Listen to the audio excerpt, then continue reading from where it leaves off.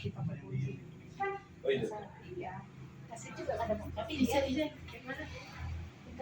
Kita proses kan nggak kabinet ya lah contohnya. Julina gitu ya. Kalau kamu kan terus dong.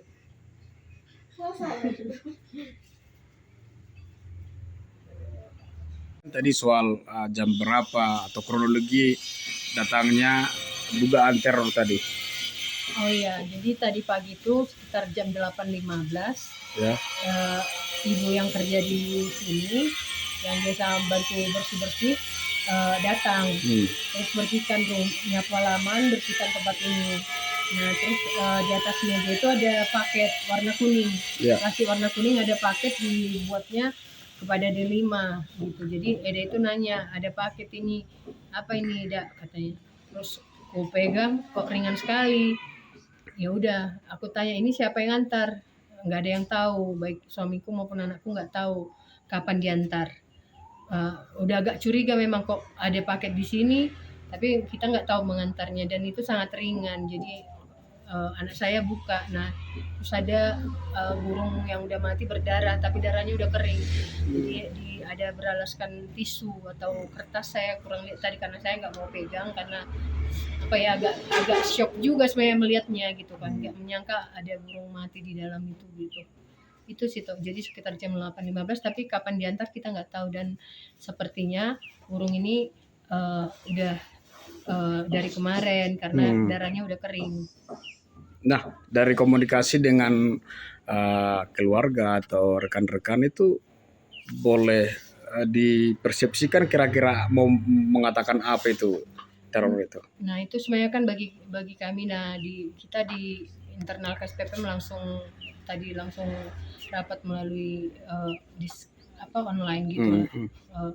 Ini bentuknya kekerasan simbolis gitu. Jadi mengirimkan burung mati itu sebenarnya kekerasan pesan sebenarnya untuk membunuh kebebasan gitu. Nah ini kami duga ini ada kaitannya dengan semakin menguatnya gerakan untuk TPL ya, gerakan untuk melestarikan Tanah Batak gitu. Apalagi misalnya di belakang ini kan, belakangan dalam seminggu terakhir ada banyak tekanan-tekanan juga terhadap lembaga kami gitu, dan terhadap individu juga. Bahkan ada sekelompok orang kemarin mengadakan aksi massa demonstrasi dan mengatakan supaya Dewi Masilalahi, ada Rogan Lesmagir, Kak Rocky, Pasar Ibu itu ditangkap, dan dalam orasinya disebutkan juga tangkap D5 usir dari kapan ini gitu. Jadi kami nggak tahu, kami tidak bisa pastikan ini terkait dengan itu gitu, tapi kami menduga ada upaya-upaya teror dan pembungkaman supaya kebebasan kita untuk menyuarakan apa yang memang seharusnya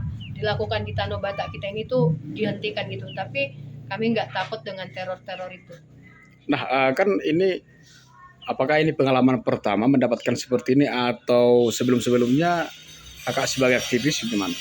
Nah kalau teror lewat SMS misalnya itu dulu ya, di awal-awal itu sering gitu, tapi kan tidak ada artinya yang kita nggak terlalu takut gitu dari nomor-nomor yang tidak dikenal gitu, misalnya mengancam, bahkan pernah misalnya mengancam memperkosa gitu kan, kalau waktu itu masih kasus Pandeman.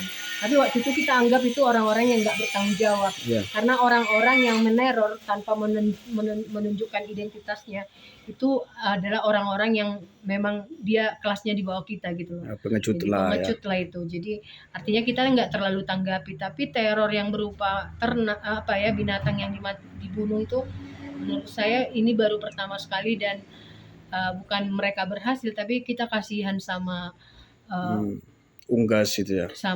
Sama pelakunya juga, karena kenapa ya jadi ada korban lain burung, itu mencurikan memang karakternya tidak mencintai lingkungan, itu aja. Oke. Kalau anak sendiri, keluarga gimana melihat ini seperti ini Kak? Ya itu tetap memberikan semangat untuk tetap bersuara, tapi agak waspada gitu, karena karakter membunuh binatang saja dia misalnya mempertontonkannya ya, dia mempertontonkannya. Jadi nggak apa-apa kalau kita tetap was-was gitu, tapi tetap semangat untuk menyatakan kebenaran dan tetap memelihara kebebasan kita gitu. Oke. Bismillah. Lampu. Gimana ketemu mama ini? Sini. Meja. Telinga. Pegang dulu udah kayak mana apanya? Gak ada yang ngantar ini. Barusan ini mati nih. Nah saya itu kan. Enggak, udah kering. Enggak kena apa nih? Kena tembak gitu. Enggak kena saya kan. Tembak ya? Tembak. Merinding aku. Tapi nih ada ininya. Kepada diri mah. Satu bagian dari KSPPM yakni ex-direktur KSPPM D5 Sidalahi mendapatkan dugaan teror tadi berupa kiriman unggas yang telah mati. Ini menurut abang dari KSPPM gimana? Jadi pertama aku mengkaitkan ini dengan apa yang sudah kita perjuangkan selama ini. Apalagi belakangan ini ada tuntutan-tuntutan yang sangat personal. Kita lihat itu misalkan di tanggal 26 Mei yang lalu. Ya.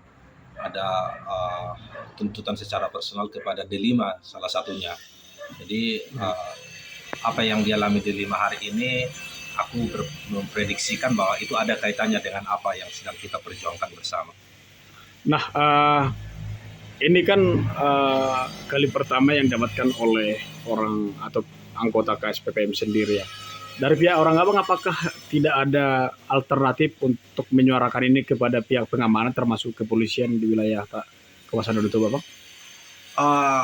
Kita berpikir akan melaporkan, tapi mungkin akan didiskusikan dulu nanti di internal KSPPM, karena tadi setelah peristiwa itu terjadi para pendiri KSPPM langsung memberikan respon yang beragam. Tapi sepintas yang kita pikirkan sebelum melaporkan mungkin kita akan bertemu dengan beberapa Kapolres khususnya yang ada di kawasan Danau Toba agar perlindungan terhadap pembela HAM itu benar-benar dilakukan. Nah, salah satu tadi yang kita dengar bahwa Polres telah berkomentar soal ini ya. Terkait ini juga, apakah memang perjuangan pihak KSPPM dan Aman Tanah Batak sebagai pendamping masyarakat adat akan terhenti atau gimana, Bang? Hampir sama dengan apa yang disampaikan Amang Opui Polres HKBP. Saya pikir ini tidak akan meredupkan semangat kita. Ini justru akan memperkuat semangat kita untuk memperjuangkan Tanah Batak tanpa perusahaan lingkungan. Konsekuensi hari ini yang diterima oleh D5 Sidalahi sudah kita prediksi akan seperti ini, tapi kita tidak menduga bahwa caranya dengan mengirim unggas yang sudah mati ini sebenarnya. Ini menurut abang perlambang apa? Mengurumkan burung atau unggas yang telah mati dan darahnya sudah hampir kering begitu. Nah, yang pertama mereka ini sedang mengirimkan pesan ketakutan ke semua orang yang sedang menyatakan dukungan terhadap Tanah Batak yang tanpa perusahaan lingkungan. Jadi ini sedang mengirimkan pesan. Yang kedua, memilih unggas sebagai bahan tentu ini erat kaitannya karena burung itu adalah unggas yang bebas. Jadi mereka sedang ingin mengatakan bahwa kebebasan kita sedang diancam. Langkah ke depan, Bang, soal pergerakan ini apakah masih lanjut atau gimana, Bang? Ya tentu, jadi apa yang sudah dilakukan dan dijalankan oleh pimpinan-pimpinan gereja dan beberapa pemerintah seperti DPRD Tabut yang sudah menyatakan komitmennya, kupikir menjadi pemicu semangat bagi kita untuk terus melangkah ke depan, memastikan bahwa alam Tanah Batak ini harus asri tanpa perusahaan lingkungan. Okay.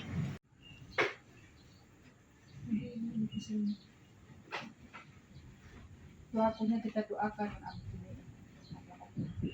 Download Tribun X sekarang, menghadirkan lokal menjadi Indonesia.